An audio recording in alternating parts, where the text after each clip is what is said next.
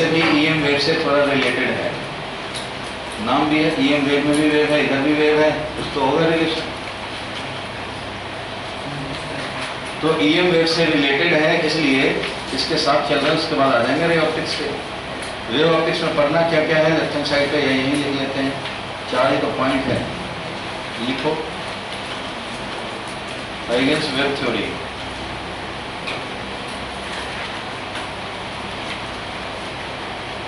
Interference,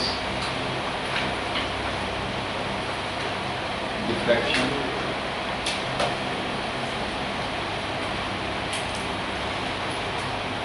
and polarisation.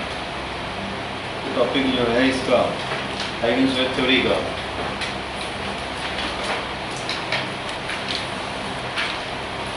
Concept of wave front.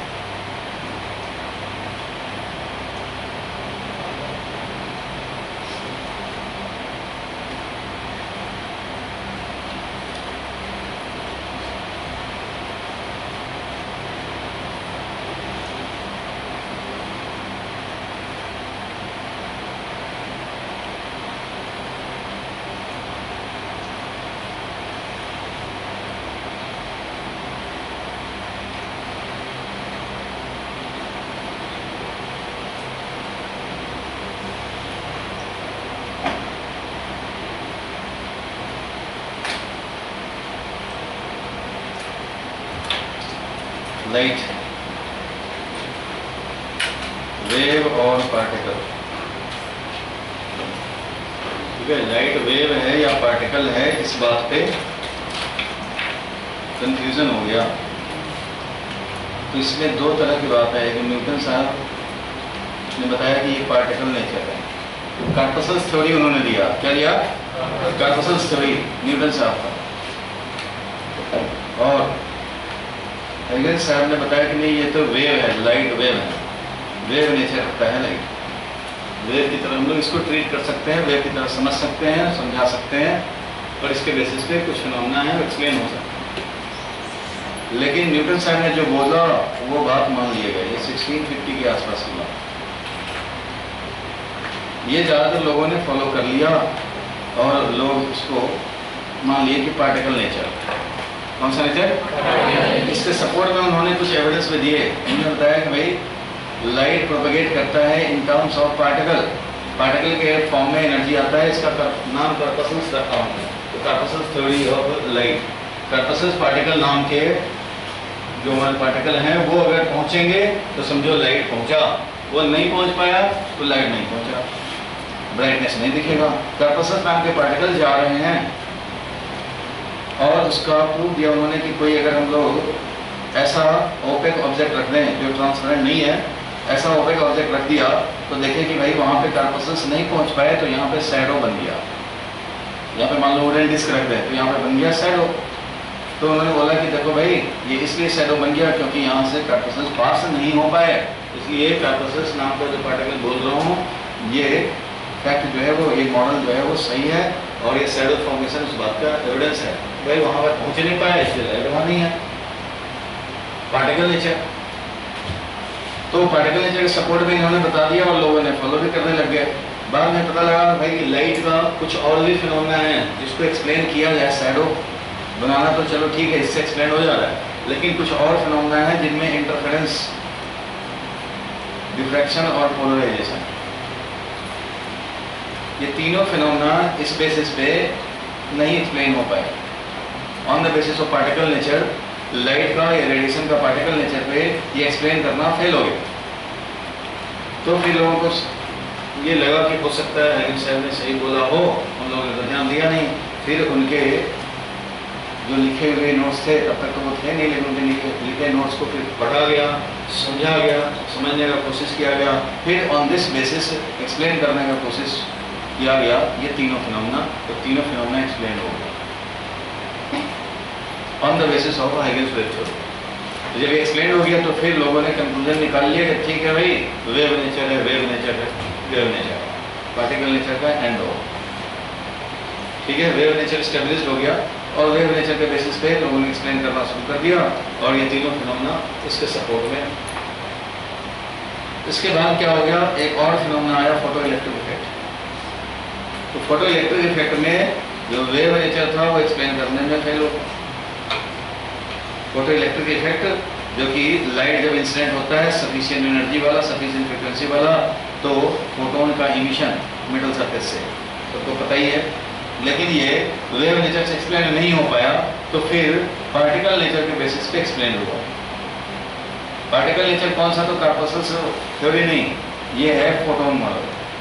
क्या ये photon model के बेसिस पे, जिसका डिटेल देखने हमें चैप्टर 11 में, chapter 11 dual nature of matter and radiation. इस फोटोन मॉडल के बेसिस पे आइंस्टीन साहब ने एक्सप्लेन किया इसको on the basis of photon model. And एक उनका इक्वेशन था आइंस्टीन फोटो इलेक्ट्रिक इक्वेशन, उसके बेसिस पे उन्होंने एक्सप्लेन कर दिया। Photon model also supports particle nature. यहाँ पे पार्टिकल को हम लोग फोटोन नाम दिए, एनर्जी पैकेट्स, तो इस बेसिस पे एक्सप्लेन हो गया। तो फिर से क्वेश्चन एराइज हुआ, वेव नेचर या पार्टिकल नेचर, क्योंकि पार्टिकल नेचर से ये फोटोन मॉडल से इसको भी एक्सप्लेन करने का कोशिश किया गया, ये वाला एक्सप्लेन नहीं हो पाया, फेल हो गया।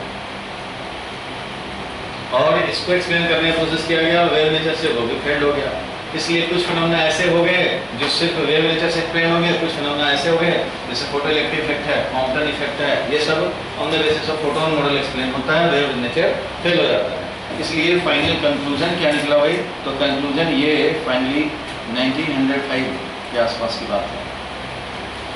कंक्लूजन ये आया कि भाई दोनों नेचर है, लाइट के पास क्या है, दोनों नेचर है भाई, ड्यूअल नेचर है। ड्यूअल नेचर में वेव नेचर अगर समझना है इसका तो हाइगेंस वेव थ्योरी पे जाओ, पार्टिकल नेचर समझने हैं तो फोटोन मॉडल पे जाओ, दोनों है ड्यूअल नेचर। तो वेव नेचर का ही हम लोगों को अभी पढ़ना है। मैं सबसे पहले पढ़ना होगा हाइगेंस वेव थ्योरी क्या था और ये तीन फिनोमेना क्या थे और इन तीनों का एक्सप्लेनेशन। यही वेव ऑप्टिक्स का स्कोप है, ठीक है। Wave nature Huygens wave theory और पार्टिकल नेचर के लिए फोटोन मॉडल या क्वांटम नेचर ऑफ रेडिएशन, इसको हम लोग क्वांटम नेचर ऑफ रेडिएशन भी बोलते हैं, फोटोन मॉडल बोले या क्वांटम नेचर, ठीक है। लिखना है, ये तो हिस्ट्री हो गया। वेव और पार्टिकल लिख लो, ऐसे ही एक पेज पहले लिख लो। लाइट क्या है भाई, तो वेव है या पार्टिकल है, तब लिख लो लेफ्ट हैंड साइड पे, एक पेज पहले लिख लो। कॉन्सेप्ट ऑफ वेवफ्रंट में मत लिखो इसको, ये ऐसे ही है, इसके पहले चैप्टर के पहले।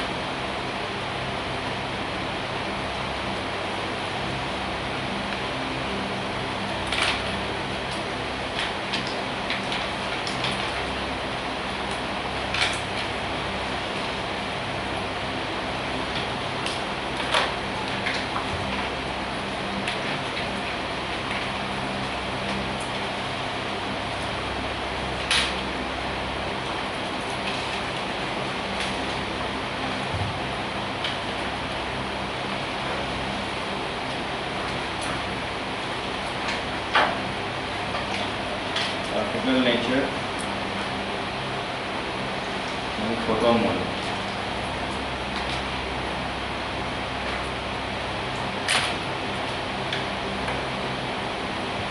पार्टिकल नेचर ने एक्सप्लेन कर दिया फोटो इलेक्ट्रिक इफेक्ट, लेकिन फिर नहीं कर पाए इंटरफेरेंस डिफ्रैक्शन पोलराइजेशन।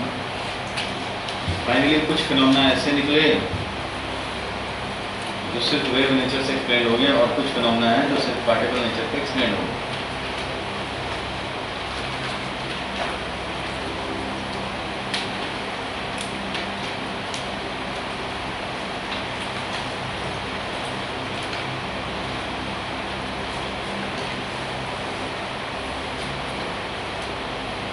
ये समझ में आ गया इसका बैकग्राउंड। इसलिए अब ओवरऑल हम लोगों को समझना है हाइगन्स वेव थ्योरी, और क्या समझने हैं, इंटरफेरेंस, डिफ्रैक्शन एंड पोलराइजेशन। तो सबसे पहले क्या शुरू होगा, हाइगन्स वेव थ्योरी। तो उसके लिए लिखा था ना, यहाँ तक लिख लिया, दो कॉन्सेप्ट बताए थे हाइगन्स साहब ने वेव थ्योरी के लिए, कॉन्सेप्ट ऑफ वेव फ्रंट और कॉन्सेप्ट ऑफ सेकेंडरी वेवलेट्स। तो अभी कॉन्सेप्ट ऑफ वेव फ्रंट हम लोग देख रहे हैं। क्या देख रहे हैं, जोर से बोलो। ये वेव फ्रंट का कॉन्सेप्ट ठीक वैसा ही है जैसा कि याद होगा इक्विपोटेंशियल सर्किट्स, याद है चैप्टर 1 और 2 में। इक्विपोटेंशियल सर्किट्स, पॉइंट चार्ज अगर हो तो रेडियल फील्ड लाइन और इलेक्ट्रिक फील्ड लाइन से परपेंडिकुलर होता था equipotential circuits. Equipotential surface, equipotential surface, इस तरह से अलग अलग पोटेंशियल के इक्विपोटेंशियल सरफेस। एक इक्विपोटेंशियल सरफेस पे एक ही वैल्यू ऑफ इलेक्ट्रिक पोटेंशियल होता था। प्रॉपर्टी था कि field line will be perpendicular to equipotential surface. अगर लीनियर चार्ज सोर्स हो, लीनियर वायर है, चार्ज वायर, तो कैसा होता था, सिलिंड्रिकल, क्योंकि यहाँ जो पोटेंशियल वही यहाँ पोटेंशियल, आर सेपरेशन पर सेम पोटेंशियल, आर पॉइंट वाले को कलेक्ट करें तो एक सिलेंडर का सरफेस मिलेगा, तो इक्विपोटेंशियल सरफेस सिलिंड्रिकल सरफेस हो जाता था। और अब इस बेसिस पे हम लोग, जैसे इक्विपोटेंशियल सरफेस है वैसे ही कोई मान लो लाइट का सोर्स है, पॉइंट सोर्स, इस तरह से ये पॉइंट चार्ज है वैसे ये पॉइंट सोर्स है। बल्ब है समझो छोटा सा, क्या ये लाइट का बल्ब, तो ये लाइट निकालेगा भाई, तो लाइट रे को हम लोग ऐसे दिखाते हैं, एनर्जी प्रोपगेशन डायरेक्शन रिप्रेजेंट करते हैं लाइट वेव, लाइट रेज बोलते हैं इसको, लाइट रेज। तो लाइट रेज निकल रहे हैं रेडियली ऑनवर्ड, बल्ब से लाइट रेज निकल रहे हैं। इन लाइट रेज के परपेंडिकुलर एक सरफेस हम लोग लेंगे। देखो भाई, लाइट यहाँ से निकला, ऐसे चल करके पहुंच रहा है, मान लो ये आया, क्रेस्ट और ट्रफ के फॉर्म में वेव समझते हैं हम लोग। तो यहाँ से वैसे ही इधर भी निकला भाई, ऐसे, फिर इधर भी निकला ऐसे ही। अगर एक का ट्रफ है तो इसका भी ट्रफ है, इसका भी ट्रफ है, same distance R R R पे, तो सेम ही तरह का सिचुएशन बनेगा। इधर आर चाहे इधर जाए, क्रेस्ट निकला तो हर डायरेक्शन में क्रेस्ट, ट्रफ निकलेगा तो हर डायरेक्शन में ट्रफ निकलेगा। इस तरह से आर डिस्टेंस इधर, आर डिस्टेंस इधर, आर डिस्टेंस इधर, आर डिस्टेंस इधर पे अगर एक टाइम में ट्रफ है तो ये एवरी पॉइंट पे ट्रफ है, और थोड़े टाइम बाद क्रेस्ट आ गया तो क्या हो जाएंगे। इसलिए लाइट वेव जो प्रेजेंट है वो सेम फेज में है। लाइट वेव को हम लोग रिप्रेजेंट करेंगे, मान लो इस डायरेक्शन में, एक्स डायरेक्शन जाने वाले वेव को लिखेंगे तो लिखेंगे E is equal to E not sine omega T minus K X, ये वेव से रिलेटेड। लाइट वेव से हम लोग रिप्रेजेंट करना हो लाइट वेव को तो सिर्फ इलेक्ट्रिक फील्ड का वेरिएशन दिखाते हैं, बस इलेक्ट्रिक फील्ड का वेरिएशन ही लाइट दिखाता है, लाइट बताता है। इसलिए इसका नाम ऑप्टिकल वेक्टर भी है। क्या इसका नाम है, ऑप्टिकल वेक्टर, क्योंकि EM वेव में electric field and magnetic field both varies, but optical effect due to EM wave is only due to electric field variation, so it is named optical vector, EM wave का optical part. सो ये light wave दिखा रहा है। अगर मान लो r distance इस डायरेक्शन में, अगर यहाँ पे kx के बदले में r कर दें तो इधर r जाने वाला, इधर r जाने वाला, इधर r जाने, सबका ये रिप्रेजेंटेशन करेगा। और r डिस्टेंस पे अगर हम लोग रखें, एक ही टाइम रखें, एक ही r रखें, तो क्या होगा, यहाँ का जो फेज बनेगा वही यहाँ फेज बनेगा, वही यहाँ फेज बनेगा, वही यहाँ फेज है। r तो किधर भी ले सकते हैं, इसलिए सेम सेपरेशन पे सेम फेज और ऐसे पॉइंट्स का कलेक्शन जहाँ पे लाइट वेव सेम फेज के साथ प्रेजेंट हो, इसको हम लोग बोलते हैं वेव फ्रंट। इक्विपोटेंशियल सरफेस का भाई क्या है? Wave front. यहाँ पे भी मान लो क्रेस्ट टेस्ट है तो भाई सब R1 डिस्टेंस पे क्रेस्ट ही हो जाएंगे। R2 डिस्टेंस पे अगर ट्रफ है तो हर R2 डिस्टेंस पे ट्रफ होंगे उस मोमेंट पे, उस टाइम पे।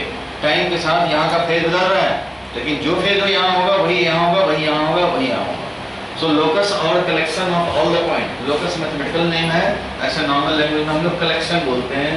तो collection of all the points having same value of a phase, light wave is present with same phase, ऐसा कलेक्शन ऑफ पॉइंट्स को क्या बोलेंगे? Wave front. क्या बोलेंगे? तो वेव फ्रंट अगर पॉइंट लाइट सोर्स है बल्ब की तरह तो उसका स्फेरिकल होगा।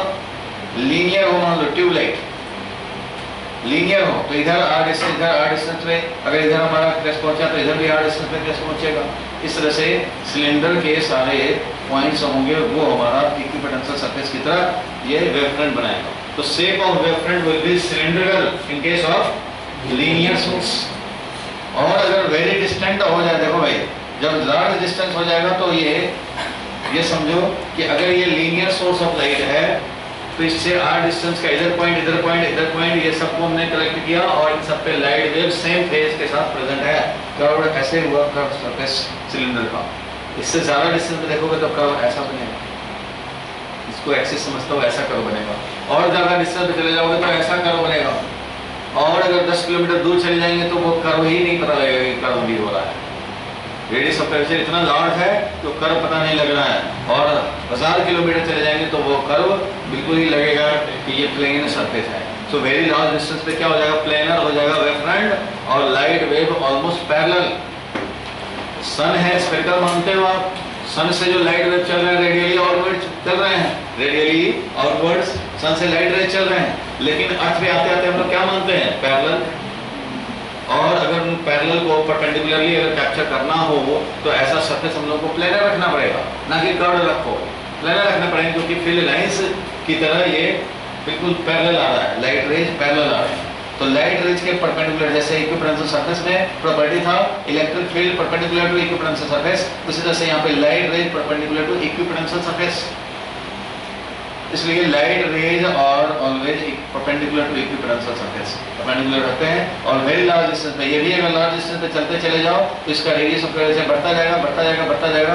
और ज़्यादा रेडियस ऑफ कर्वेचर होना मतलब plane surface. Radius of curvature plane surface का क्या समझते हैं? इनफाइनाइट। प्लेन सरफेस का रेडियस ऑफ कर्वेचर क्या समझते हैं?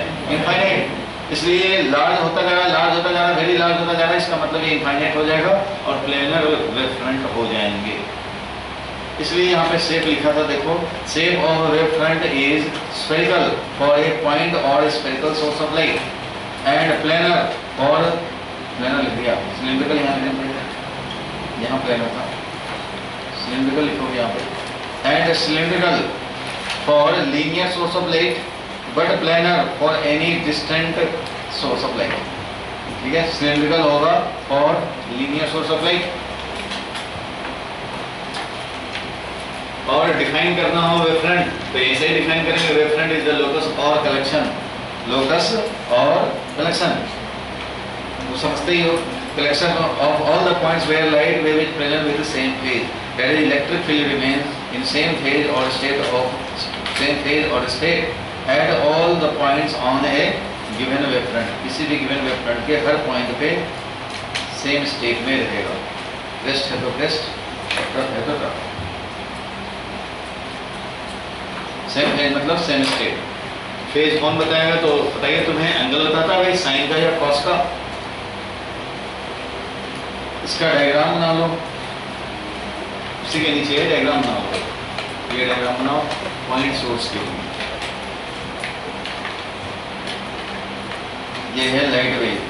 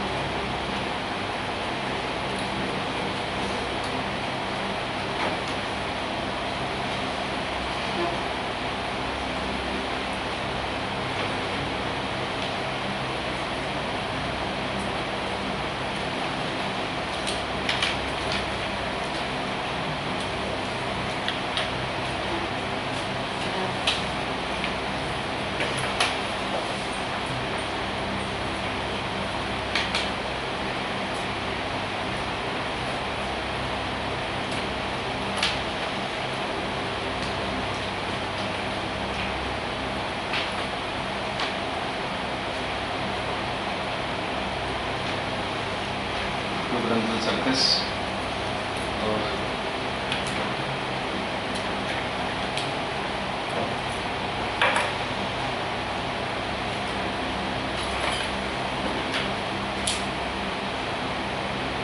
सोर्स हो जाए तो चाहे लीनियर रहे या पॉइंट रहे या जैसा भी रहे, सबके रेडियस ऑफ कर्वेचर इतने बढ़ जाएंगे कि वो प्लेनर सरफेस बन जाएंगे। रेडियस ऑफ कर्वेचर तो बताता है जितना पास हो गया उतना ही रेडियस ऑफ कर्वेचर कम होगा, दूर जाएंगे रेडियस ऑफ कर्वेचर बढ़ता जाएगा, बढ़ते बढ़ते इतना लार्ज हो गया रेडियस ऑफ कर्वेचर कि वो प्लेनर सरफेस बन गया। या फिर दूसरा तरीका है कि लाइट रेज देखो उसके परपेंडिकुलर इमेजिन करो। इक्विपोटेंशियल सरफेस ड्रॉ करने का दूसरा मेथड तो ये था, फील्ड लाइन जानो उसके परपेंडिकुलर दिखा दो। अगर हमारा लाइट रेज रेडियली निकल रहा हो तो स्पेक्ट्रल लेना ही पड़ेगा। लाइट रेज मान लो इस तरह से चल रहे हो, ऐसे हो, तो इक्विपोटेंशियल सरफेस भाई इन सब पे परपेंडिकुलर करना ही पड़ेगा, तो अपने आप स्पेक्ट्रल हो जाएगा। इस तरह से मिलते रहेंगे। अब देखो ये तो कॉन्सेप्ट ऑफ वेवफ्रंट था, एक कॉन्सेप्ट उन्होंने सेकेंडरी वेवलेट्स के भी बताया। ये था concept of wavefront only. Light जहां से भी चलना शुरू करे उससे इक्वल डिस्टेंस पे इक्वल इफेक्ट पहुंचेगा, और लाइट वेव जो प्रेजेंट होंगे वो आर डिस्टेंस पे जो फेज है इधर भी आर डिस्टेंस पे वही फेज होगा। वो इक्वेशन में भी देख के पता लग रहा है भाई, इक्वेशन में देख के पता लग रहा है कि फिक्स्ड टाइम पे किसी गिवन टाइम पे अगर 2 सेकंड पे r इक्वल टू 5 वाले का देख रहे हो तो r इक्वल टू 5 यहाँ देखो तो जो फेज मिलेगा वही r इक्वल टू 5 पे यहाँ देखेंगे उतना ही फेज मिलेगा। r का वैल्यू 5 इसके लिए रखो, चाहे इसके लिए रखो, चाहे इसके लिए रखो। x डायरेक्शन जा रहे हो तो x का वैल्यू 5 रखो, y डायरेक्शन जा रहे हो तो y का वैल्यू 5 रखेंगे, z डायरेक्शन z का 5 रखेंगे। इट मींस किसी भी डायरेक्शन में चल रहे हैं 5 रखने हैं सेपरेशन। तो ये 5 पे कहाँ कब पहुंचा, 2 सेकंड पे पहुंचा, और वो किस फेज के साथ पहुंचा तो omega into t minus k into 5। तो this phase will remain same. It means ये जो भी वैल्यू होगा वो सब पे सेम होगा। चाहे तो टाइम बदल दो, आर मत चेंज करो, दूसरे टाइम पे देखोगे दूसरा फेज आएगा, लेकिन उस टाइम पे सारे आर वाले सेम आर वाले पे सेम ही फेज होगा। इसलिए ये टाइम फिक्स कर दिया और आर फिक्स कर दिया तो फेज विल रिमेन सेम। और ऐसे पॉइंट्स को कलेक्ट कर लें तो वो बनेगा वेवफ्रंट। समझ गए? इक्विपोटेंशियल सरफेस इसलिए रिकॉल कराया कि सारा प्रॉपर्टी उससे मिलता जुलता है। वहाँ लाइट, यहाँ लाइट रेज है, वहाँ पे इलेक्ट्रिक फील्ड लाइंस है। इलेक्ट्रिक फील्ड लाइन के बदले में इधर क्या है, लाइट रेज है। वो भी इमेजिनरी था, ये भी इमेजिनरी है। लाइट रेज भी इमेजिनरी लाइंस हैं। लाइट रेज देखा है कोई? बल्ब से रेडियली आउटवर्ड निकलता हुआ लाइट रेज देखा है? नहीं देखा है, लाइट रेज देख भी नहीं सकते हैं। लेकिन ये जरूर देखा होगा कि लाइट से ये जो लाइट के प्रेजेंस में कहीं कहीं का डस्ट दिखते हैं तो लगता है कि ये लाइट का पाथ है, ये लाइट का पाथ है। लाइट के प्रेजेंस में जो डस्ट दिखते हैं वो हमें पाथ बता देते हैं कि एनर्जी प्रोपगेशन का ये पाथ है। तो वैसे ही इलेक्ट्रिक फील्ड लाइन भी इमेजिनरी लाइंस हैं और ये वाला लाइट रेज भी इमेजिनरी लाइंस है। ऐसा लाइट रेज लाइन बना करके नहीं निकला हुआ है। Energy propagation direction light rays से दिखाते हैं। इसके परपेंडिकुलर लेंगे वेवफ्रंट मिलेगा या इक्विपोटेंशियल सरफेस। अब देखने हैं कॉन्सेप्ट ऑफ सेकेंडरी वेवलेट्स। क्या देख रहे हैं? तो उसके लिए देखेंगे, तो उसके लिए आगे बढ़े हम लोग 74 नंबर पेज के लेक्चर स्टडी पे देखते हैं। कॉन्सेप्ट ऑफ सेकेंडरी वेवलेट्स थोड़ा समझने में परेशानी हो सकता है, विजुअलाइजेशन थोड़ा क्लियर रखने पड़ेंगे। मैं भी कोशिश करता हूँ, आप भी कोशिश करेंगे। सेकेंडरी वेवलेट्स बच्चे वैसे रट के काम चलाते हैं, लेकिन आप रटने के साथ साथ रखने का तो कम जरूरत है। ऐसा समझ ले, समझ जाओगे, ऐसा कोई बात नहीं है। सेकेंडरी वेवलेट्स के बारे में हाइगन साहब ने ये बताया कि कोई भी वेवफ्रंट, मान लो स्फेरिकल राइट सोर्स है, वेवफ्रंट्स हैं, कोई एक पर्टिकुलर वेवफ्रंट ले लें तो according to the concept of secondary wavelets उन्होंने बताया कि वेवफ्रंट का, किसी भी वेवफ्रंट का हर पॉइंट एक फ्रेश सोर्स ऑफ लाइट की तरह बिहेव करेगा। Every point on a given wavefront behaves like a fresh source of light. और यहाँ से फिर लाइट निकलेंगे, ऐसे लाइट निकलेगी। ये इक्विपोटेंशियल सरफेस दिखा रहे हैं, यहाँ से लाइट निकलेगा ऐसे, इक्विपोटेंशियल सरफेस ऐसे, यहाँ से लाइट रे ऐसे निकला, इक्विपोटेंशियल सरफेस ऐसे, वही इक्विपोटेंशियल सरफेस ऐसे दिखा रहे हैं, लाइट रेज निकल रहे हैं। Means her point fresh source of light की तरह है, और इस तरह से जो लाइट निकल रहे हैं तो इसको बोला जाता है कि ये सेकेंडरी वेवलेट्स निकल रहे हैं। यहाँ से जो निकल रहे हैं ये सब क्या है, सेकेंडरी वेवलेट्स हैं। और इन सेकेंडरी वेवलेट्स पे common tangent draw, common tangent मान लो ये t इज इक्वल टू 0 का है वेव फ्रंट, जो प्राइमरी हमने लिया वो क्या था, t इक्वल टू 0 का वेव फ्रंट था। अब उससे डेल्टा टी टाइम के बाद, तो डेल्टा टी टाइम में यहाँ से भी निकला, यहाँ से भी निकला, यहाँ से भी निकला, हर तरफ से निकला, हर पॉइंट ही फ्रेश सोर्स ऑफ लाइट है। तो इस तरह से जो डेल्टा टी टाइम के बाद t is equal to delta T time पे ये यहाँ पहुँच गया, ये यहाँ पहुँच गया, इससे लाइट जो चला वो ऐसे हो गया, इससे लाइट जो चला ऐसे हो गया, ये सब वेवफ्रंट है। तो कॉमन टेंजेंट ड्रॉ करो, इन सारे सेकेंडरी वेवलेट्स पे क्या करो, कॉमन टेंजेंट ड्रॉ करो। तो according to second concept of secondary wavelets ये होगा new position of the wavefront. पहले ये था, अब ये new position of wavefront delta T time पे ये होगा। अब इसका भी सारे source fresh source of light की तरफ बिहेव करेंगे, और यहाँ से भी लाइट वेव निकलेंगे भाई। तो यहाँ से जो लाइट वेव निकल रहे हैं वो भी टाइम के साथ आगे बढ़ते जा रहे हैं। अब तुम्हें न्यू टाइम पे मान लो निकालना हो तो इनका कॉमन टेंजेंट ड्रॉ करो, कॉमन टेंजेंट, तो ये होगा new position of the wavefront. इस तरह से आगे बढ़ते जाएंगे, आगे बढ़ते जाएंगे।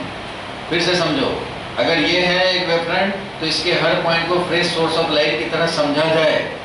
अब फ्रेश सोर्स ऑफ लाइट है तो यहाँ एनर्जी ऐसे निकल रहा है भाई, इधर भी निकल रहा है, इधर भी निकल रहा है। कुछ लोग इसमें कंफ्यूज होंगे, इधर भी निकल रहा है, इधर भी निकल रहा है भाई।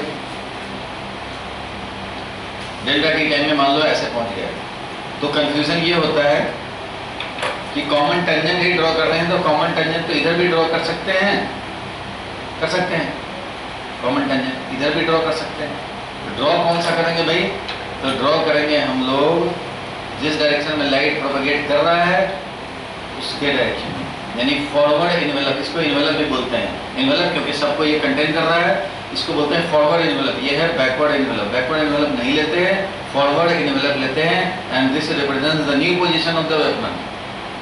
फिर इसके हर पॉइंट न्यू सोर्स की तरह काम करेंगे, और फिर इनका हम लोग फॉरवर्ड इन्वेलप ड्रॉ करेंगे, फिर न्यू पोजीशन ऑफ वेवफ्रंट मिलता रहेगा। Means according to the concept of secondary wavelets जो सेंटेंस लिखे जाते हैं बुक में या आपको लिखने हैं वो ये है कि according to concept of secondary wavelets every point of a wavefront behaves like a fresh source of light and energy propagates in the form of secondary wavelets on these sources, and forward envelope drawn on the secondary wavelets give the new position of the wavefront.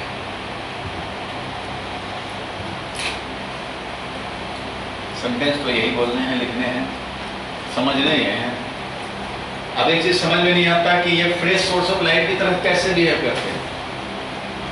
यही main point है कि यही समझ में नहीं आता कि fresh source of light every point of a wavefront, यहाँ सोर्स था, लेकिन बोला जा रहा है कि किसी वेवफ्रंट का हर पॉइंट ही फ्रेश सोर्स ऑफ लाइट की तरह बिहेव करेगा, और यहाँ से जो एनर्जी निकलेंगे प्रोपेगेट करने के फर्दर वो सेकेंडरी वेवलेट्स हैं। उन सेकेंडरी वेवलेट्स पे फॉरवर्ड डायरेक्शन में कॉमन टेंजेंट ड्रॉ करो, यानी इन्वेलप ड्रॉ करो, वो रिप्रेजेंट करेगा new position of the wavefront. समझ में आ रहा पीछे वाले? नहीं आया समझ में? आ रहा है? खड़े हो जाओ सब एक बार भाई। एक चीज नहीं समझ में आ रहा है कि क्यों फ्रेश सोर्स ऑफ लाइट की तरह बिहेव कर रहा है, कैसे समझें वो अलग मैटर है, उसको तो भी अलग एग्जांपल से दिखाएंगे। लेकिन क्या बोला गया वो तो समझ में आया कि हर पॉइंट सोर्स न्यू सोर्स की तरह बिहेव करेगा। कैसे करेगा? बाद में करेगा, और उससे जो एनर्जी फर्दर प्रोपेगेट करेंगे वहां से जो फर्दर आगे एनर्जी जो बढ़ेगा वो सेकेंडरी वेवलेट्स उसको नाम दिया गया। किसी भी वेवफ्रंट से आगे जो चल रहा है, और assuming all the points to be fresh source of light, secondary wavelets वहां से आगे बढ़ेंगे, और उन सेकेंडरी वेवलेट्स पे किसी भी गिवन टाइम में, आगे के किसी टाइम में अगर हम लोग कॉमन टेंजेंट फॉरवर्ड डायरेक्शन में, फॉरवर्ड एनवेलप इसको बोलते हैं, ड्रॉ करें तो the forward envelope will be the new position of the wavefront. फिर वो भी बन जाएगा प्राइमरी, फिर उसके भी हर पॉइंट को देखो, फिर वहां से एनर्जी निकलेंगे सेकेंडरी वेवलेट, फिर उनका भी कॉमन टेंजेंट ड्रॉ करो, फॉरवर्ड एनवेलप ड्रॉ करो, वो बन जाएगा न्यू पोजीशन। करना तो ये है, फ्रेश सोर्स ऑफ लाइट की तरह कैसे उसको समझेंगे। तो अभी देख रहे हैं कॉन्सेप्ट ऑफ सेकेंडरी वेवलेट्स। क्या देख रहे हैं? जोर से बोलो। हर पॉइंट कैसे फ्रेश सोर्स ऑफ लाइट की तरह समझा जाए, ये है कंफ्यूजन का पॉइंट। बैठ जाओ भाई, इसी में परेशानी होता है। फिर भी एग्जाम्पल कोशिश करते हैं समझ पाए तो। रमेश सुरेश खूब खाते हैं, क्या खूब खाते हैं। एक दिन क्या हुआ, खत्म हो गया, फादर भी देने से मना कर दिए, पैसे नहीं मिले, 5 स्टार नहीं मिले। तो एक दिन दोनों पूछे कि भाई अब क्या किया जाए, तो पार्टी भी नहीं हो पा रहा, मिल भी नहीं रहा, तो क्या किया जाए। तो दोनों ने मिलकर प्लान बनाया कि एक दुकान से चोरी कर लेते हैं। दोनों ने प्लान बनाया, एक उधर बोला कि भाई पेन दिखा दो, पेन दिखाने लग गया दुकान वाला, इधर से 5 स्टार निकाल लिया 10-20। दूसरा एक का काम था ये, दोनों मिलकर चोरी किए, दुकानदार ने देख लिया, हल्ला मचा दिया, 4 लोग आ गए, पकड़ लिए दोनों को। रमेश सुरेश दोनों चले गए जेल मांगो।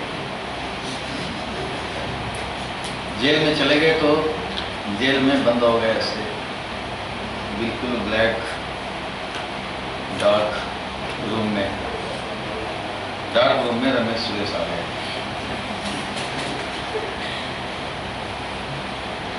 कोई लाइट सोर्स भी नहीं है, ट्यूबलाइट भी नहीं है, रात भी हो गया।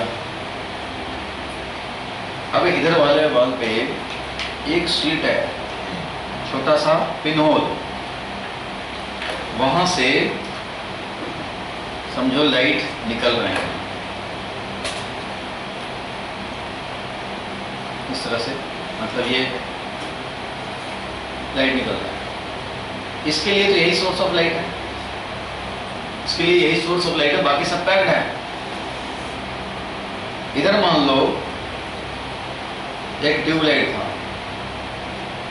मतलब ट्यूबलाइट से मान लो लाइट रे ऐसे आ रहे हैं, चाहे ट्यूबलाइट से आ रहे हों या सन से आ रहे हों, ऐसे आ रहे हों।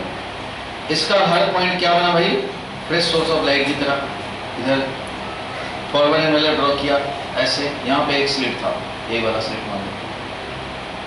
अब इसका हर point new fresh source of light की तरह काम करेगा, यहाँ से भी फिर से लाइट निकले भाई, यहाँ से निकले लाइट सोर्स ऐसे। फॉरवर्ड एनवेलप ड्रॉ किया, न्यू पोजीशन, फिर यहाँ से फिर फ्रेश सोर्स ऑफ लाइट की तरह काम किया, फिर यहाँ से अब निकल रहे हैं लाइट वेव, फिर फॉरवर्ड एनवेलप ड्रॉ किया, यहाँ वाला फ्रेश सोर्स ऑफ लाइट, यहाँ वाला भी, यहाँ वाला भी, यहाँ वाला भी, यहाँ वाला भी। अब यहाँ से लाइट निकल रहे हैं तो आगे तो जाएंगे नहीं, तो वाल है, तो यहाँ से चाहे एब्जॉर्ब कर लिए, चाहे एनर्जी वापस लिया, लेकिन यहाँ वाला से एनर्जी निकला ऐसे। इसके लिए तो यही फ्रेश सोर्स ऑफ लाइट है।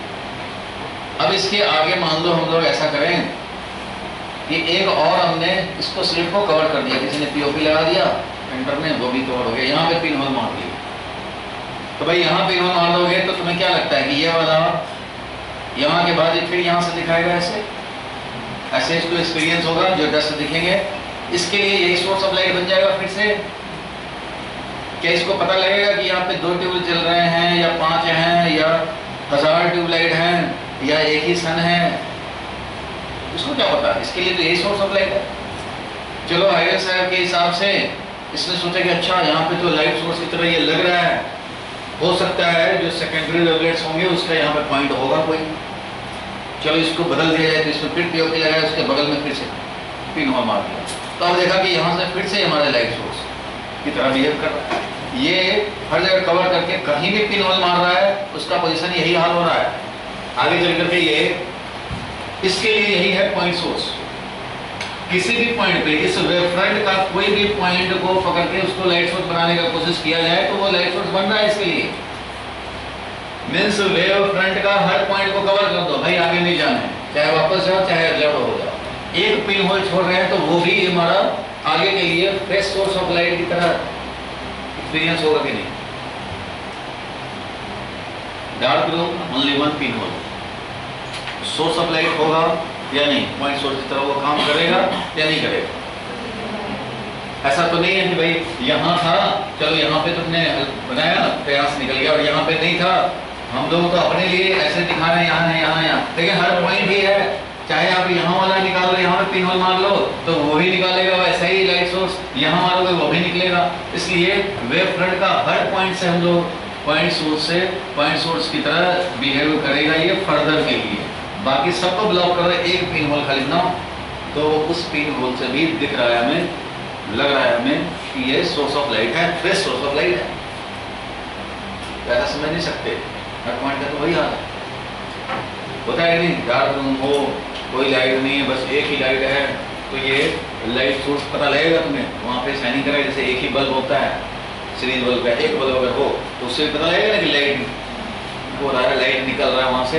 एक्सपीरियंस तो करता है, आई सेंस कर पाता है। वैसे ही रमेश सुरेश को ये हर पॉइंट ही लग रहे हैं, और इसने कवर करके भाई दूसरी जगह पिन मारा, वहाँ भी देखा वही हाल है कि अब तुम्हें अलग लग रहा है। रमेश ने पिन मारा, सुरेश देख रहा है कुछ अलग लगा, नहीं लगा अलग, फिर इसको भी कवर किया, फिर दूसरी जगह पिन मारा, एक ही हाल। This every point behaves like a fresh source of light. तो हर जगह से निकल रहे हैं। ये बात अलग है कि सबको बंद करके एक को देखोगे तो एक्सपीरियंस करोगे, नहीं बंद किया तो भी सबसे निकल तो रहे हैं। और यहाँ से जो निकलेंगे वो ऐसे पहुंचेंगे। पॉइंट सोर्स है तो स्फेरिकल ही होगा वेव फ्रंट। जब पॉइंट सोर्स है तो स्फेरिकल है वेव फ्रंट, तो इससे भी निकला, इससे भी निकला, सबसे निकल रहे हैं भाई, स्फेरिकली वेव फ्रंट निकल रहे हैं। अब इसका अब न्यू पोजीशन देखो भाई, यहाँ से एनर्जी यहाँ पहुँचा, यहाँ से एनर्जी यहाँ पहुँचा, यहाँ से एनर्जी यहाँ पहुँचा, तो इनका फॉरवर्ड मतलब ड्रॉ किया तो ये new position of wave front आ गया, फिर यहाँ से निकलेंगे। ऐसे काम होता है। दूसरा अगर ये तो समझ में आ गया कि फ्रेश सोर्स ऑफ लाइट की तरह बिहेव करेंगे, डार्क रूम में जाकर देख सकते हैं, एक्सपीरियंस कर सकते हैं। दूसरा जो प्रॉब्लम है कि सेकेंडरी वेवलेट्स का फॉरवर्ड एनवेलप क्यों ड्रॉ कर रहे हैं, बैकवर्ड क्यों नहीं? ये भी है, स्कूल में पूछना टीचर से, गोल गोल घुमा दिया जाए। बैकवर्ड क्यों नहीं? जब ये फ्रेश सोर्स ऑफ लाइट ही है तो हर डायरेक्शन में निकालेगा, वेव फ्रंट चलता रहेगा, आगे बढ़ता रहेगा। तो फॉरवर्ड एनवेलप भी क्यों ड्रॉ कर रहे हैं? तो इसका आंसर जो है एक्सप्लेनेटरी आपको बहुत ज़्यादा आगे के बुक पढ़ोगे तब समझ में आएगा। एक होता है इसमें टर्म ऑब्लिक फैक्टर, सिलेबस में नहीं है, इससे समझ में आता है कि फॉरवर्ड एनवेलप क्यों ड्रॉ करते हैं। आपके सिलेबस में रट जाने हैं, समझो। देखो थोड़ा सा है, 2 मिनट का, समझ जाओ। अगर कोई लाइट वेव ऐसे जा रहा हो,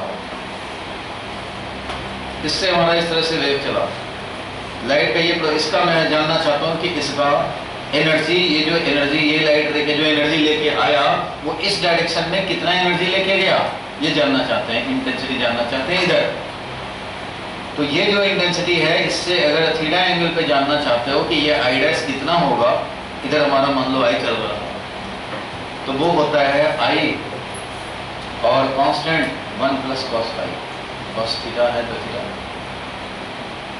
इस फैक्टर को बोलते हैं ऑब्लिक फैक्टर। मतलब ऑब्लिकली क्या फैक्टर से मल्टीप्लाई करेंगे कि हमारा इंटेंसिटी मिल जाए उस डायरेक्शन में, इसको हम लोग ऑब्लिक फैक्टर बोलते हैं। और यही बताता है कि कितना इंटेंसिटी का कितना पार्ट, आई का कितना पार्ट इधर पहुंचेगा। तो इस थीटा का वैल्यू रख लो, 60 डिग्री रखना, 60 डिग्री रखो। अगर 0 रखोगे तो इसी डायरेक्शन का मिल जाएगा हमें, 0 रखेंगे तो क्या हो जाएगा, ये cos 0 1 1 2 2 टाइम्स के, और ये के का वैल्यू अपना कुछ होगा भाई जो सुटेबल होता है, वो डेरिवेशन आपको, ये डेरिवेशन ही तो आपके सिलेबस में नहीं है।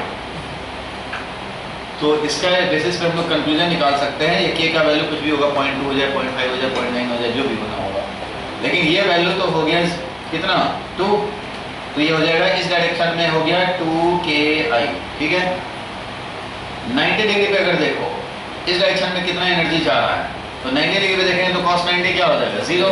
इधर क्या मिल जाएगा, I × K, इधर 2KI, इधर I के KI। इधर देखना चाहेंगे 120 पे, वो भी देख सकते हैं। और इस डायरेक्शन बैकवर्ड डायरेक्शन में कितना जा रहा है वो देखना चाहते हो, तो थीटा का वैल्यू 180 और थीटा इज इक्वल टू 180 क्या हो जाएगा, I dash is equal to I × K और 1 + -1, क्योंकि cos 180 डिग्री -1 होता है, तो क्या हो जाएगा ये 0। मीन्स बैकवर्ड डायरेक्शन में कोई एनर्जी नहीं जा रहा।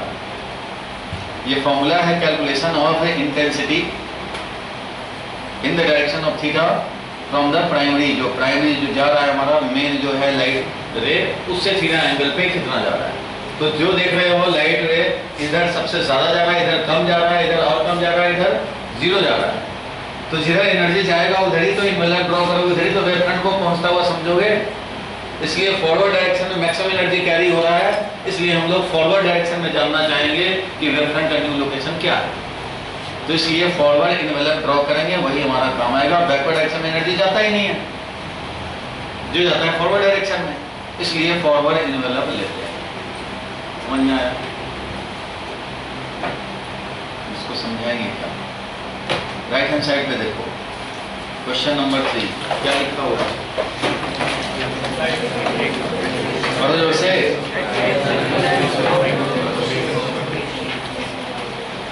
आपको लिखना है जो स्कूल में वो शॉर्ट में यही लिखने हैं। पढ़ो क्या लिखा है? Provides the geometrical description of wave of propagation. It is based on the following two postulates. कौन कौन से postulates? नंबर 1 पढ़ो क्या लिखा है? अंडरलाइन भी करो। Wave front is a surface of constant phase, whereas a light ray is a straight line path along which the light travels. Light जो travel करता है, energy propagation. Light ray is always perpendicular to wave front. और आगे क्या लिखा? Second point, acts as a fresh source of secondary wavelets which travel in all direction with the speed of a wave, that is speed of light. इस तरह से चलता है। The common envelope that is tangent to these secondary wavelets in the forward direction gives the new wavefront at that instant.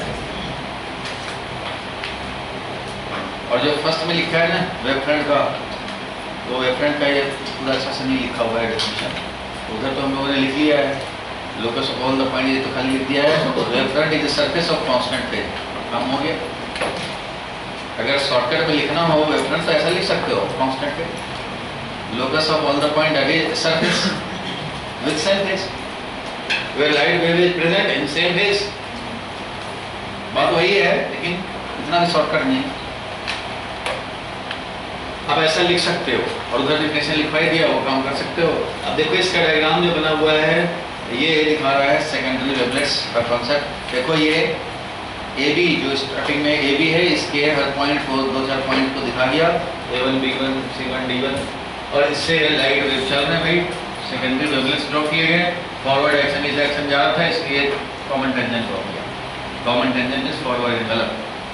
अगर ये radial चल रहा होता स्फेरिकल के चलते या पॉइंट चार्ज चलते, तो ऐसे ये मेन हो गया। इससे फिर हम लोगों ने ए बी सी डी ये सब लिया, इससे चला light wave.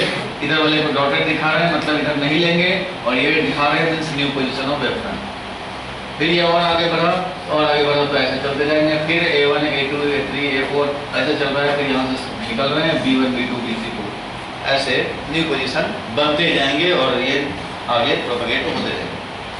Using the Huygens principle of phenomena of reflection, refraction and total internal reflection of light can be explained on the basis of Huygens wave theory. हम लोगों को इनमें से दो पढ़ने हैं, reflection and refraction.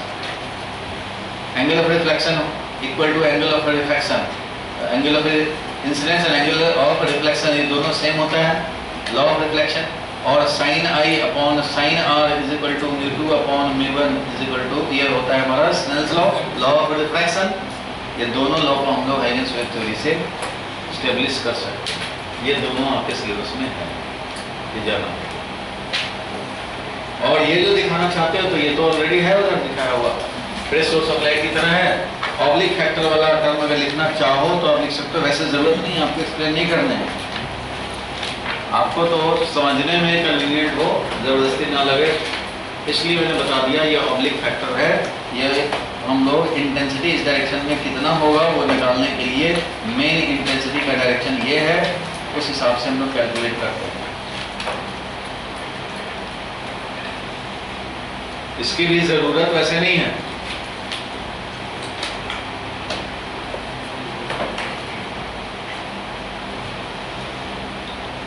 Oblique factor ये हो गया intensity of light at theta from main light ray जो मेन लाइट रे है, किसी को भी लाइट रे देखोगे तो उस लाइट एनर्जी का कितना पार्ट बढ़ जाएगा।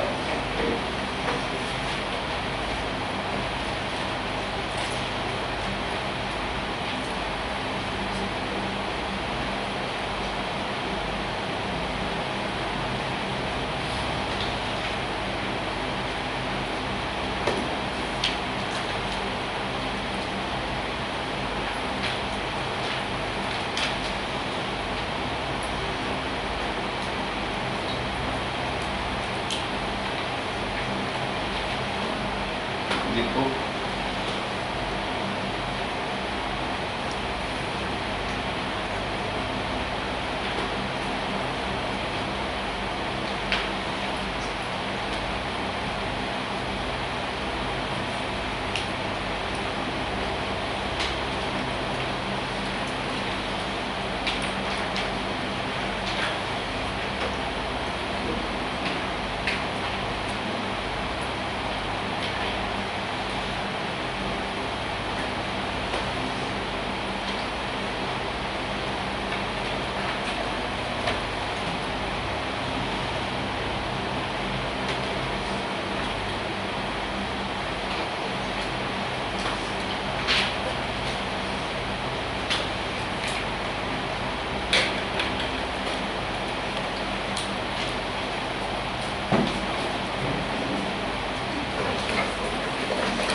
अब देखेंगे लॉ ऑफ रिफ्लेक्शन।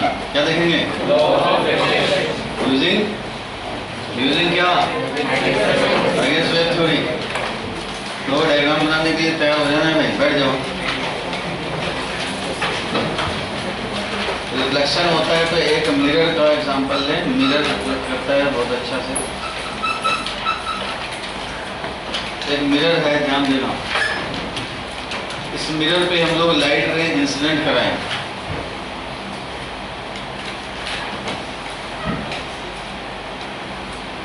अब देखो, तुम तो स्केल पे लगा सकते हो, लेकिन ध्यान रहे कि डायग्राम बनाने में फिर तो केयर रखना पड़ेगा। एक तो स्ट्रेट लाइन दिखाया, ये लाइट रे, इसी के पैरेलल एक और स्ट्रेट लाइन दिखाएंगे, वो भी लाइट रे। इसके पैरेलल लाइट रे दिखाया। पैरेलल दिखे या मत दिखे, इस टाइम पे ये वेव फ्रंट है। दो लाइट रे हैं, दोनों लाइट रे परपेंडिकुलर ले लेंगे तो ये वेव फ्रंट है कि किसी मोमेंट पे A B is the wave front. इसका हर पॉइंट फिर फ्रेश सोर्स ऑफ लाइट की तरफ काम करेगा, यहाँ से आगे बढ़ेगा भाई। आगे बढ़ रहे हैं और फॉरवर्ड एनवेलप ड्रॉ किया तो ये new position of wave front A dash B dash. मान लो ये पहले था A double dash B double dash, इससे ये आ गया। फिर ये आगे बढ़ेगा, एनर्जी तो ऐसे प्रोपेगेट कर रहा है भाई, आगे बढ़ता जा रहा है। New position of wave front होता जाएगा, चलता जाएगा, चलता जाएगा। दो लाइट रे हम लोगों ने एग्जांपल में लिए। इंसिडेंट रे मान लो ग्रीन से दिखाए हैं, रिफ्लेक्टेड रे रेड से दिखा रहे हैं, ठीक है। रिफ्लेक्टेड रे दिखाएंगे तो रिफ्लेक्टेड रे कैसे निकालें, on the basis of Huygens wave theory जानना है। अभी पेन में चलाओ, ऐसा ही नहीं लेना है कि जितना एंगल उतना एंगल पर दिखा दे लाइट, ये नहीं करना है। हाइगेंस वेव थ्योरी यूज करना है, मतलब हमें angle of incidence, angle of reflection दोनों इक्वल दिखाना है। चलो यहाँ पे आया, नॉर्मल पहले डाल दिया, ये है नॉर्मल। नॉर्मल यहाँ भी है भाई, n1 n2 n2 है, इधर n1 है। ये कुछ एंगल है, एंगल ऑफ इंसिडेंस हुआ होगा, ये कोई बात नहीं। अब देखो, जिस टाइम पे ये फर्स्ट लाइट रे, मान लो ये वाला लाइट रे बी वाला है, इसने स्ट्राइक किया मिरर को, उस टाइम पे ये यहाँ था, क्योंकि ऐसे ही आगे बढ़ रहा है। तो ये समझ लो ऐसे, ये वेव फ्रंट है ए और ये है बी। ए बी क्या होगा भाई ये, तो A B is equal to wave front कब का है, मान लो t इक्वल टू 0, इसी को बना देते हैं। ये t इक्वल टू 0 टाइम का वेव फ्रंट है। ये t इक्वल टू -2 सेकंड पे था, ये t इक्वल टू -3 सेकंड पे था, मतलब t इक्वल टू 0 टाइम लेने से पहले का। ये t इक्वल टू 0 पे ये ले लिया हमने ए बी। बी अब यहाँ पे इंसिडेंट होने के बाद ये तो रिफ्लेक्ट होके जाएगा ऐसे, ए वाला तो अभी आगे प्रोपेगेट करेगा। ऐसे ही वेव फ्रंट समझो ड्रॉ करते करते यहाँ पे पहुंचे। अब इसका हर point new source of light की तरह बिहेव करेगा, तो इससे तो और आगे बढ़ते जाएगा। और इससे ये इस डायरेक्शन में जाएगा। मीन्स यहाँ पे ये निकलना शुरू किया लाइट रे t=0 टाइम पे, तो ये इस तरह से वेव फ्रंट बनाएगा। ये टाइम के साथ ये आगे बढ़ता जाएगा। इसको सेंटर समझ करके वेव फ्रंट दिखा रहा हूँ। थोड़े टाइम पे यहाँ पहुँच जाएगा। फिर इसका fresh source of light forward मतलब ड्रॉ करेंगे, वो यहाँ हो जाएगा। ऐसे ऐसा होता जाएगा। फ्रेश सोर्स ऑफ लाइट बनते जा रहे हैं। अब देखो जितने टाइम में ये यहाँ से यहाँ पहुँचा t टाइम में, उतने टाइम में ये वाला भी तो भाई अपना प्रोपगेशन दिखाएगा। और ये पहुँचते पहुँचते अब ये इसको स्फीयर, इसको सेंटर समझता हुआ स्फीयर ड्रॉ करेंगे हम लोग। इस तरह से आगे बढ़ रहा है। अब ये सोचो कि ये जितने टाइम में यहाँ से यहाँ डिस्टेंस गया, v है समझो speed of EM wave v है। तो इसको यहाँ से यहाँ पहुँचने में मान लो जो भी टाइम लगा t=0 पे यहाँ था, इसको टाइम लगा t टाइम। तो t टाइम तक तो ये भी जा रहा था आगे। ये मान लो t टाइम है, ये t=0 टाइम का था, ये t टाइम पे है। तो ये t टाइम में यहाँ पहुँचा, इसका भी वेव फ्रंट दिखाते जाएंगे तो ये तो पहुँचा भाई यहाँ। अब ये इस टाइम में यहाँ पहुँच चुका है इतना। ये अगर vp डिस्टेंस, ये a और इसको a डैश कर देते हैं, डबल डैश ट्रिपल डैश कर देता हूँ। a से बन गया a डैश, तो a डैश होगा, a डैश वो हो गया v इंटू t टाइम लगा यहाँ। और b डैश, अब b डैश कहाँ पे पहुँच रहा है वो देखने हैं, ध्यान दो। a से वेव चलता हुआ t टाइम में यहाँ पहुँचा, तो मैं जानना चाहता हूँ कि यहाँ से चलने वाला वेव t टाइम में कहाँ पहुँचा। हमें t टाइम का वेव फ्रंट चाहिए। हमें क्या चाहिए? t टाइम का वेव फ्रंट। t=0 का पता है, t टाइम का वेव फ्रंट। और t वो टाइम है जितने टाइम में ये यहाँ से यहाँ पहुँचा।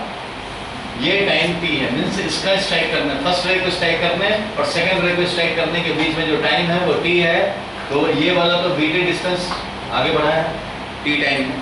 अब ये वाला भी तो उसी स्पीड से जाएगा, सेम मीडियम है, same speed of EM wave. तो ये भी vt रेडियस का स्फीयर बनाएगा भाई।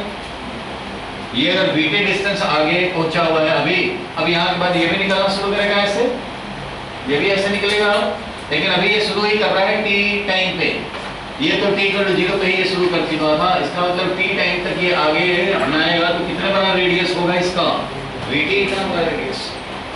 तो vt जितना डिस्टेंस है उतना ही बड़ा ये रेडियस समझते हुए हम लोग ड्रॉ किए। तो ये वाला हमारा vt रेडियस का एक स्फीयर ले लिया। ये भी vt डिस्टेंस है, ये vt डिस्टेंस है, तो ये भी vt डिस्टेंस है।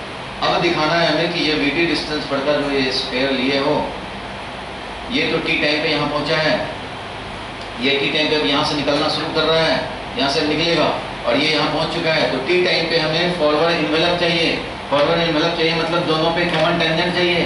तो कॉमन टेंजेंट यहाँ पे ड्रॉ करेंगे। तो ये वाला यहाँ से निकल रहा है, ये तो यहाँ पे टेंजेंट बनेगा और ये वाला यहाँ तक पहुँचा है, इसलिए इस पे हम लोग टेंजेंट ऐसे ड्रॉ किया। यहाँ से ये निकल रहा है, तो ये तो टेंजेंट है यहाँ पे, और ये वाला जो निकला है वो यहाँ पहुँचा हुआ है, तो इसलिए टेंजेंट यहाँ भी पहुँचा हुआ है। लेकिन ये पॉइंट को इससे टेंजेंट फॉरवर्ड इन्वेलप नहीं होगा। और जो मान लो यहाँ पे जो स्ट्राइक किया होगा थोड़े टाइम बाद और भी तो ले जा रहे हैं, और भी ले जा रहे हैं। यहाँ से स्ट्राइक किया होगा वो ऐसे यहाँ तक पहुँचेगा, यहाँ पे जो स्ट्राइक किया वो यहाँ तक पहुँचेगा, यहाँ पे जो स्ट्राइक किया यहाँ पहुँचेगा, जो यहाँ स्ट्राइक किया वो यहाँ पहुँचेगा, जो यहाँ स्ट्राइक किया वो यहाँ पहुँचा। इस तरह से इन सबके क्या हो गया? Forward envelope draw. और ये फॉरवर्ड इन्वेलप ड्रॉ हो गया तो ये बन गया तुम्हें न्यू पोजीशन। ये A से A डैश पे पहुँचा, तो B से समझो B डैश पे पहुँचा, और ये A dash B dash is the wave front at t time पे है। तो अगर ये वेव फ्रंट है तो अब हम लोग निकाल सकते हैं कि इसका वेव का डायरेक्शन क्या होगा। वेव का डायरेक्शन वेव फ्रंट के परपेंडिकुलर होता है। तो वेव फ्रंट के परपेंडिकुलर दिखाएंगे वेव का डायरेक्शन। तो लाइट वेव ये होगा अप्रोक्सीमेटली, इतना एग्जैक्ट तो कर नहीं सकता। लाइट रे ऐसे आए दोनों, ये वाला रिफ्लेक्ट होकर के इस डायरेक्शन में मैक्सिमम एनर्जी लेके जा रहे हैं, समझो इधर उधर भी जा रहे हैं, मैक्सिमम एनर्जी इधर है। फॉरवर्ड इन्वेलप ड्रॉ करेंगे तो वही होता है डायरेक्शन। फॉरवर्ड इन्वेलप ड्रॉ किया तो वेव फ्रंट बना, इसके परपेंडिकुलर देखेंगे तो वो लाइट रे का डायरेक्शन हो जाएगा। ऐसे ये रिफ्लेक्टेड रे हो गया, ये इंसिडेंट रे। दो इसलिए दिखाना है लाइट रे, एक ही लाइट रे तो होता है, इंसिडेंट होगा चला गया। लेकिन दो इसलिए दिखाना है क्योंकि हमें वेव फ्रंट बना करके न्यू पोजीशन जानने हैं और उस बेसिस पे रिफ्लेक्टेड रे बताने हैं। तो 2 को लिया हम लोगों ने, वेव फ्रंट के बेसिस पे आगे बढ़ते गए यहाँ आ गए। अब ये t इक्वल टू 0 का है, यहाँ से ये चलेगा और ये अपना कंटिन्यू है। जब ये यहाँ पहुंचा उस टाइम पे ये कहाँ पहुंचा भाई, तो ऐसे पहुंचा, तो ये t टाइम पे यहाँ पहुंच चुका है, ये t टाइम पे यहाँ पहुंच गया, इसका कॉमन टेंजेंट ड्रॉ किया, ये बन गया वेव फ्रंट। वेव फ्रंट के परपेंडिकुलर होता है लाइट रे, परपेंडिकुलर दिखा दिया, इसका मतलब ये रिफ्लेक्टेड रे हुआ वेव फ्रंट के परपेंडिकुलर। हम लोगों ने t इक्वल टू 0 पे वेव फ्रंट लिया और t टाइम जो कि यहाँ से यहाँ जाने का टाइम है उस टाइम पे वेव फ्रंट निकाला, और वेव फ्रंट मिल जाए तो लाइट रे मिल गया। यहाँ तक क्लियर है? अब देखो इसमें कैसे लॉ ऑफ रिफ्लेक्शन होगा, लॉ ऑफ रिफ्लेक्शन कैसे प्रूव होगा वो समझो। ये I है, क्या है एंगल ऑफ इंसिडेंस, ये क्या है 90 माइनस I, क्योंकि ये तो 90 लगी है, 90 माइनस I, लेकिन ये नॉर्मल है और ये ऐसे सरफेस मिरर पे नॉर्मल है, तो ये 90 माइनस I, तो ये क्या होगा I, 90 माइनस I है तो ये क्या है I है, होगा कि नहीं? क्योंकि ये I तो ये 90 माइनस I, तो ये वाला भी I, क्योंकि ये टोटल तो ये तो नॉर्मल है भाई, नॉर्मल है तो इसका मतलब ये 90 डिग्री है, ये पूरे 90 डिग्री में से ये अगर 90 माइनस I है, इसको लिख रहा हूँ 90 डिग्री माइनस I, तो ये I हो गया। अब R दिखाना है तो R यहाँ से दिखाएं चाहे यहाँ से दिखाएं, अब यहीं पे I भी दिखाओ R भी दिखाओ, 90 माइनस I भी दिखाओ, 90 माइनस R भी, तो कंफ्यूजन होगा। इसलिए जो यहाँ है वही तो वहाँ है, इस लाइट रे के साथ जो होगा वही उसके साथ होगा, इसलिए यहाँ I दिखा दिया तो यहाँ पे R दिखाएंगे। रिफ्लेक्टेड रे नॉर्मल से जो एंगल बनाए वो R है, और ये अगर R है तो ये वाला क्या है भाई 90 डिग्री माइनस R है, और ये 90 डिग्री माइनस R है, तो ये वाला नॉर्मल तो मिरर पे डाल दो तो ये क्या है R है, ये परपेंडिकुलर है। साइन I बताओ क्या होगा, साइन I क्या होगा, ये a dash divided by b a dash, और a डैश क्या है vt divided by b a dash, ये क्या है साइन I। साइन R बताओ, sine R dv dash divided by b a dash, वही b a dash, b dash क्या है, वो भी तो vt है, वो भी तो t टाइम पे v स्पीड से, vt divided by b a dash. 1 and 2 से क्या हो जाएगा, sine I is equal to sine R, तो angle I is equal to angle R। इस तरह से हम लोग प्रूव कर लेते हैं लॉ ऑफ रिफ्लेक्शन। ये डायग्राम बनाने में परेशानी होता है, तो परेशानी हो कोई बात नहीं।